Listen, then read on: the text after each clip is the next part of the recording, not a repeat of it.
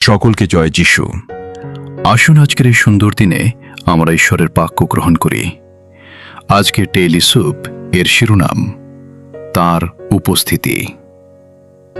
Bible পাঠ মথি 17 অধ্যায়ের 4 পদ। 4। তখন পিতর যিশুকে বললেন, প্রভু, ভালোই হয়েছে যে আমরা এখানে আছি। আপনি যদি চান তবে আমি এখানে 3টা কুঁড়ে ঘর তৈরি করব, একটা আপনার, একটা মোশির ও একটা এলিয়ের জন্য। মথি 17 অধ্যায়ের 14 থেকে 15 এবং 18 পদ। 14। যিশু ও তার শিষ্যেরা যখন লোকদের কাছে ফিরে আসলেন, তখন একজন লোক এসে যিশুর সামনে হাঁটু পেতে বসে বলল, 15, আপনি আমার ছেলেটির উপর দয়া করুন। সে মৃগী রোগে খুব কষ্ট পাচ্ছে, প্রায় সে আগুনে এবং জলে পড়ে যায়।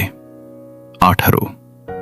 যিশু সেই মন্দ আত্মাকে ধমক দিলে পর সে ছেলেটির মধ্য থেকে বের হয়ে গেল, আর ছেলেটি তখনই সুস্থ হল। পর্যবেক্ষণ। পিতর ঠিকই বলেছিলেন, পর্বতের উপরে থাকা তাদের জন্য সত্যি ভালো ছিল, যেখানে মোশি ও এলিয়া এসে যিশুর সাথে দেখা করেছিলেন।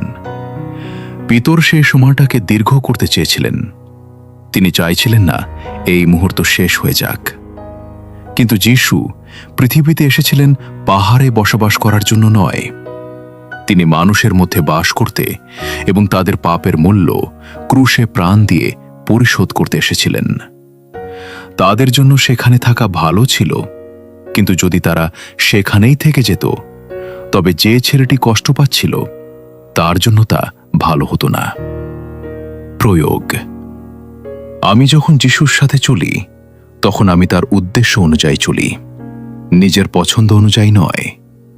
আমি লক্ষ্য করি, তিনি আমাকে যখন পাহাড়ের শিখরের অভিজ্ঞতা দেন, তখন তিনি আমাকে আবার দৈনন্দিন জীবনে ফিরিয়েও আনেন।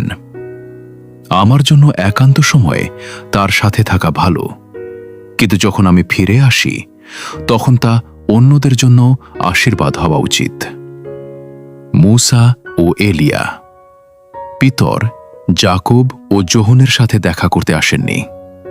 তারা এসেছিলেন যিশুর সাথে থাকার জন্য। তার উপস্থিতি সেই সময়টাকে বিশেষ করে তুলেছিল।